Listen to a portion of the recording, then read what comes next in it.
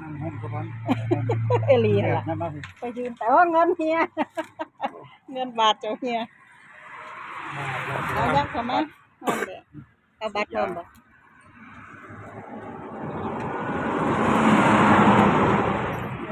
คำพูดดีบอยใช่ก็ยังได้มือยังได้ฟังอยู่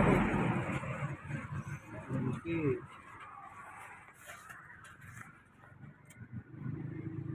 ดีบ่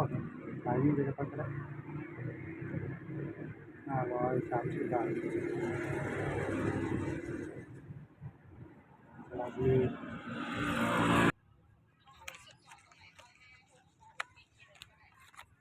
มาจองตัวกลับค่ายแล้วไม่มาแบบเดียวน้อยกับ3 มื้อนึงเนาะแสนมันดนจังได๋ไปกลับกับมื้อไปกับมื้อนึงกลับกับมื้อนึง064ตัวทั้งหมดนะที่จะเอาไปทำตัวอย่างไม่ใช่ตัวนี้หรอนี่สำหรับรอบนี้มาซื้อตั๋วอยู่บ้านหนองแวงนะคะเราจะไปอยู่ตรง3 แยกไฟแดงพอดีเป็นรถแมนพี่น้องจะมาประทัน ว้ายยาชะล่าใจยังว่าจองไว้โลดตัวนั้นมันรถโดยสารบ่ได้หลายคือแต่เก่าได้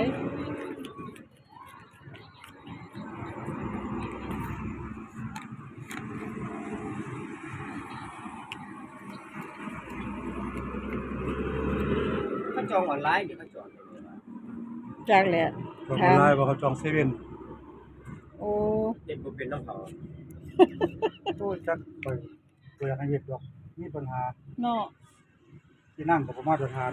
หลวงยังว่านี่คนยังพอดีล่ะย่านบ่ได้กลับค่ายบ่อยากฮอดอีหยังว่าติโอ้ยเป็นยางอยู่จะเขาผ่านเมื่อกี้บ่อยากบ่ต้องซื้อแล้วตลาดนัดบ่อยากหยังแล้วก็ว่าย่านบ่ได้เมื่อโอ้ยทหารย่านบ่ได้กลับค่ายพี่น้องเอ้ยยังเขาบ่ให้รับเชิญมันยากปกติรถมันน้อยเนาะซุมื้อนี้รถเป็นน้อยมือเก็บไอ้ปุ้มได้เมื่อแล้วเนาะบาดนี่เนาะไอ้ปุ้มละนี่ไปนี่ก็ได้ว่าแล้วเกือบโอ้ถ้ามันก็แล้วแต่รถเนาะถ้ารถมาถูกคันนั้นไปดูซ้ำมาดูถามมันก่อนว่ามันคือรถคันใดของเฮาอีหยังก่อนฮะของเฮาคือรถอีหยังก่อนของโลตัสหยังเอาเราว่าของโลตัสมันบ่แม่นของเฉิดชัยทั่วมั้ง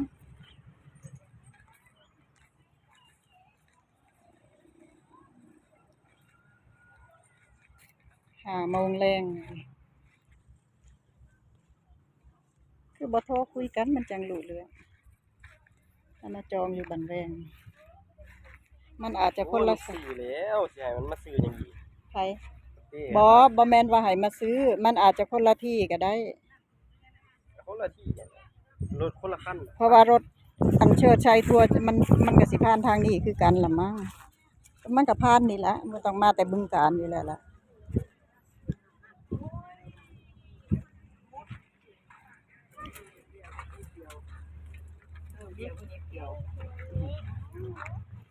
ได้ตัวแล้วรถมาหาซื้อ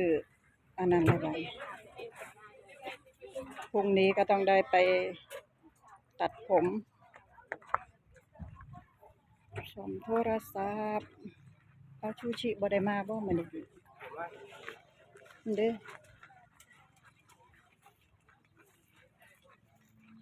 บ่แม่นเนาะบ่ได้มามื้อนี้ให้เธอให้ฉัน5 ใบเลยว่าสิได้กินชูชิบ่ได้กินซ้ำ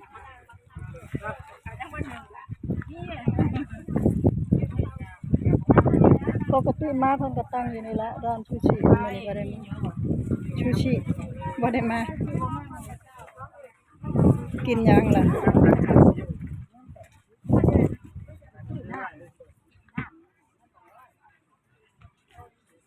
ใส่กรอกบ่ ยังไง พอจากแล้วจากนำคนกินแล้วชูชิบ่มาเด้เอาจะบ่ลอดช่องบ่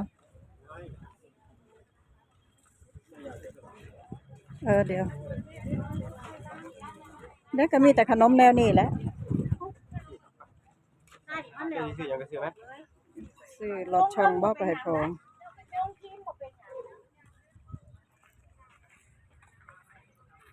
ก็มีแต่จังซี่แหล้วตลาดนัดบ่ใหญ่น่ะฮะ เดี๋ยวขอเดินเพราะ วายอย่าว่าแนวนั้นอันเดสวัสดีเพิ่นนี่นี่แหละ คนรู้จัก เอาที่ว่าลูกเพิ่นอยู่บันโคกนะ เอาสวัสดี ซื้อไหม มาแล้วบ่ลูกชายนั่นหวัดดีเพิ่น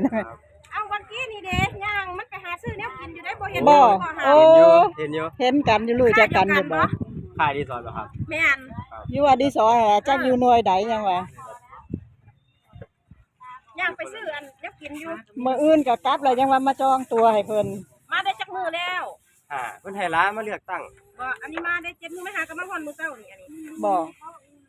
อันนี้มา แก็ออกเว้นเด้ มาแต่วันที่6พุ่น รักษาพระองค์บ่ แม่น โอ้รักษาพระองค์ จักอยู่กองพันใดละแม่ก็บ่แล้ว ฮาเลเนี่ยมันหลายกองพันเนาะเห็นอยู่2คนเมื่อกี้เนี่ยบ่ใส่เสื้อดำๆค่ะ เขาก็ใส่สูททหารเขาหั่นล่ะ ถามแม่อยู่ว่าเอาอีหยังมากิน อันนี้ก็จักสิกินหยังจักสิกินหยังอยู่นี่แหละเลาะเบิ่งอยู่นี่ ตอนแม่ไปเยี่ยมแล้วมันเข้าไปทุกๆข้างในผู้ใด ต้องคอยอยู่พูดในแถวโรงพยาบาลพุ่นโรงพยาบาลค่ายดีสอน โรงเรียนบ่อยู่อีหยังก็ กลุ่มนักเรียน กรมนักเรียนศูนย์การทหาร นี่ มา มันอยู่ทางในพุ่น อยู่คนละหม่อง ค่ายบักใหญ่หนึงเนาะ ไปอัน จะเป็นจักหน่วยเว้ย ขี่รถไปน้ำกันน่ะล่ะยามไปลงแจ๊กไปใส่แน่ติมื้ออื่นก็ได้เมื่อแล้วได้มาเทื่อละ3มื้อ พ่อยายเอาของแพ็คไปเลยแพ็คละ100มีวันนี้วันเดียว ทุเรียน กินบ่ได้หมอนี่ไอแขกๆเดี๋ยวไปซื้ออันของหวานให้พร้อมกันมึงจะเอาหยังซะ เดี๋ยวคนนึง ว้าย กินเหล้าทั้งวัน บักอันนี้นะใส่ละฮักก็ได้7 นาทีหนึงต่อให้ฮอด8โอ้หอมทุเรียนห่วยๆจะโอ้อันคำบ่แม่นรถ VIP เขาสิคืนเงินให้ก็สิประมาณ100นึงแหละคืนใส่ กินยังเลยเอ้ยแม่ของหวานจะเอาไปซื้อนะ เด้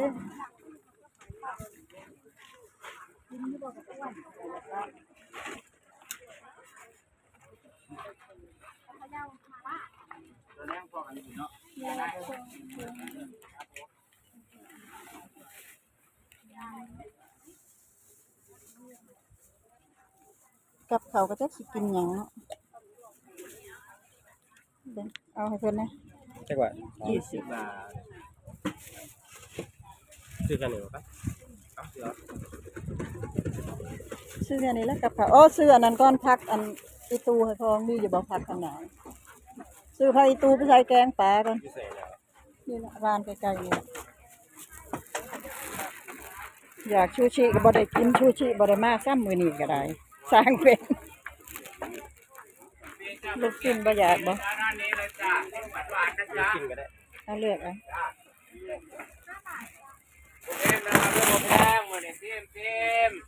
5 บาท10 บาทจ้า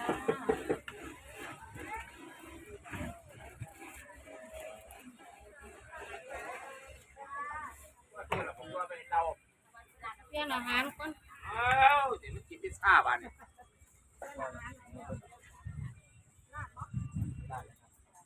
จักบาทละหั่นจะหาเงินเหรียญก่อน มันเรียนอยู่หน้าตู้กันนะ บ่เก็บมาบ่เก็บมาให้แม่ใส่อันนั้นไว้โลละ50 บาทนะจ๊ะกินลูกชิ้นว่าซั่นเดี๋ยวหาผักอีตูก่อนให้ลุงเสือ ได้เบิดนับรวมได้เบิดพี่แกตรงนี้บ่พี่ร้านมันถูกมีอยู่มั้งนี่ ฮะ ร้านมันถูก มี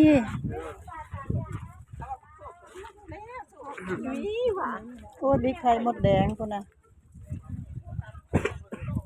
โอ้ยอายแต่โคโค่ปูไข่มดแดงพุ่นน่ะ100นึงพุ่นเด้อยากบ่ กินบ่ได้ดอกไอโหรักอันแมงลักนะ นั่งตู่5 บาทได้ค่ะ